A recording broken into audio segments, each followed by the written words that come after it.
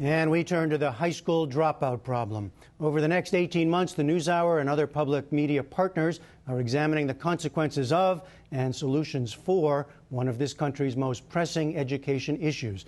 The project is called American Graduate. Tonight, a look at Detroit, where 4 out of 10 children don't graduate. Education Secretary Arne Duncan has called it arguably the worst school district in the country. But he's also said he's encouraged by new efforts to improve the schools. NewsHour correspondent Hari Srinivasan reports on some of those efforts in this co-production with Detroit Public Television. 245 for you. It's another morning at Cody High School in Detroit. And teachers like Antonio Baker know that for some of their students, just getting here is a victory. I had a young man who came in the classroom. He was really upset, and he was just lashing out. And he had like little dried up blood on his uniform. So I asked him, what's going on? He was like, well, Mr. Baker, I'm sorry for cussing everybody out, but, last night my mother stabbed me, and she kicked me out the house, and I slept in an abandoned house. But this kid still got up and came to school the very next day. He could have stayed out there, he could have been in the street, but he came to school. The economic downturn has exacerbated Detroit's long, slow decline. The situation outside and inside the classroom has become so grim in places, parents are taking their kids elsewhere. The district, which includes 130 schools, is already shrinking. 66,000 kids started school this year. That number is down 10% from the year before.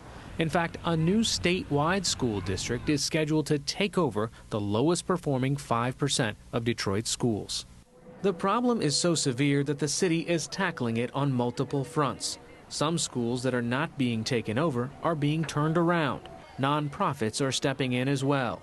The United Way supports Cody High and a handful of other schools. Within this one building are 5 separate schools.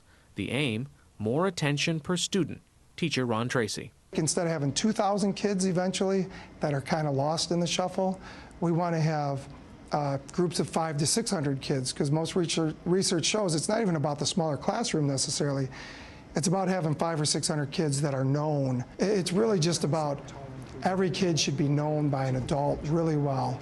Some teachers here are trying to change how they communicate with parents by calling home not just when things go bad with students, but also when things are good. I'm calling to tell you that Michelle did an excellent job today in class. Michelle Shorter calls it her sunshine phone calls. I decided to make a phone call to say that Johnny actually got it today. So after the parent was already upset, and what did they do? What did Johnny do now? And I said, well, Johnny actually got it today. And I've been working on him with this concept, and he got it, and he raised his hand, and he got the answer right.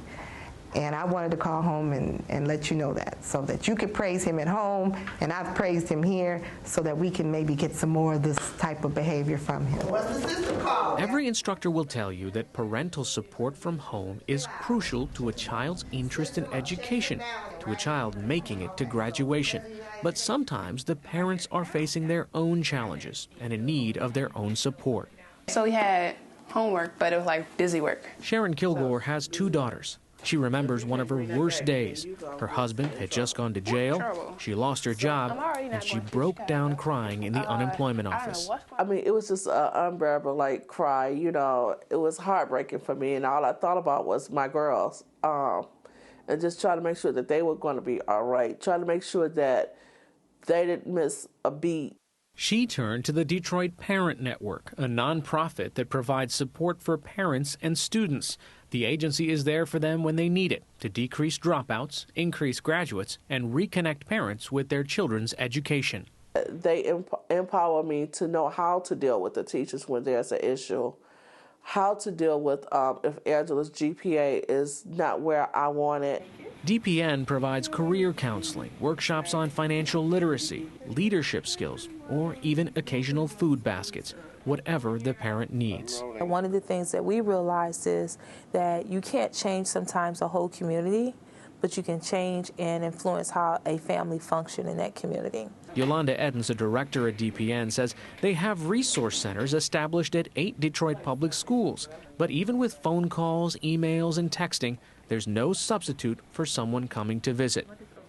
A parental coach stops by the Kilgore home every week with the latest information on scholarships, schools, and tests. She can send it up to 10 colleges for free. We work directly with the parents because we believe that if they become that nagger, that natural nagger, asking the kids, did they do their homework, how's it going in school, when are you going to take your ACT test, let's get this paperwork done, let's apply for some scholarships. It makes college more of a reality for children. The idea of college as a reality was slipping away for Caitlin Morris of Romeo High School. In 1 year, she'd lived in 4 different foster homes, and she felt lonely and depressed. Freshman year, my grades started slipping really bad, and I was like, there's no point in even doing it. I can't bring my grades up. It's not going to happen. There's no point in even trying anymore. Her school didn't give up on her. Instead, teachers saw her risk of dropping out and doubled down. One of the key ways to stop a dropout is to identify them early. Those green kids are really bright, aren't they? Volunteer coordinator Kelly Carson says Caitlin had a natural interest in giving back, so the school got her involved. Here she's making blankets as part of Project Linus, which gives them to seriously ill children. The kids that volunteer the most are the kids that really have the least. I think they just know what it's like when somebody does something nice for them. Principal Michael Kaufman says along with making sure kids are getting the academic attention they need, increasing their engagement with school pays off. A lot of our initiatives are really focused on engagement in school, about building connections, about relevance. Relationship is extremely important, and to make sure that kids feel connected so that when they come to school, it's someplace that they want to be. In Caitlin's case, it seems to be working. She says along with the volunteer program, she's now involved with the Key Club, Teen Court, and even the marching band. The more clubs you join, the more close friends you have, which helps you through whatever you're going through. In this process, Caitlin is also an example of what's possible through a statewide initiative known as the Superintendent's Dropout Challenge, a way to build an early warning and intervention system. Each school identifies 10 to 15 kids at risk of dropping out. They're selected based on their ABCs. You've got trouble in attendance, or you've got trouble in behavior, or you've got trouble in course proficiency, and we remember that as the ABCs. Lisa Gallagher coordinates the Dropout Challenge for Michigan. She says this simple idea is catching on. We launched it in July, and in October, 1,100 buildings took the challenge. 40% of all the elementary buildings in the state took it, 20% of all the middle schools, and 40% of all the high schools took it. Including the schools at Cody High, which are not just part of the Superintendent's Challenge, but also part of the Detroit Parent Network. Regardless of how many programs, initiatives, and support structures available, teachers know that keeping their kids in the classroom and getting them to graduation requires a tremendous amount of work. Teaching is not just 8 to 3. It's whenever the last kid goes home. I've been here some nights to 7:30. Every day I'm taking someone home. They don't have bus fare, I need a ride, or they just need to talk. And so it's sacrifice. It's a lot of sacrifice. A sacrifice that will pay off on graduation day. American Graduate is a public media initiative funded by the Corporation for Public Broadcasting.